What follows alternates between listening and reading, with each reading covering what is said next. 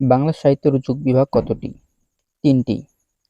প্রাচীন যুগ ৬৫০ থেকে ১২০০, মধ্যযুগ ১২০১ থেকে ১৮০০, আধুনিক যুগ ১৮০১ থেকে বর্তমান পর্যন্ত।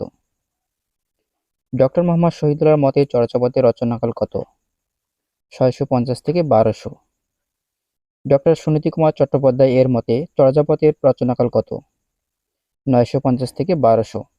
চর্যার প্রাপ্ত পুঁথিতে কয়টি পদ পাওয়া গেছে? চর্যার প্রাপ্ত পুঁথিতে ৪৬৬টি পদ পাওয়া গেছে। বাংলা সাহিত্য কথিত অন্ধকার যুগ এর কালসীমা নির্দেশ করো। বাংলা সাহিত্য কথিত অন্ধকার যুগ ১২০১ থেকে ১৮০০ সাল পর্যন্ত। ODBL এর পুনরূপ কি? The origin and development of the Bengali language. কয়নুপার কয়টি পদ চর্যাপদে গৃহীত হয়েছে? ১১টি। চর্যাপদ কোন সম্প্রদায়ের সাধন সঙ্গীত?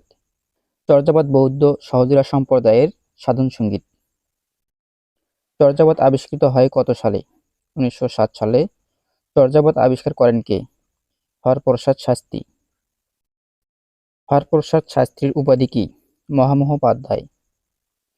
হরপ্রসাদ শাস্ত্রী কর্তৃক আবিষ্কৃত চর্যার পুঁথিতে কয়টি পদ পাওয়া গেছে? পুঁথিতে উল্লেখিত পদের সংখ্যা ৫১টি, কিন্তু আবিষ্কৃত পদের সংখ্যা ৪৬৬টি। চর্যাপদ প্রকাশিত হয় কত সালে? ১৯১৬ সালে।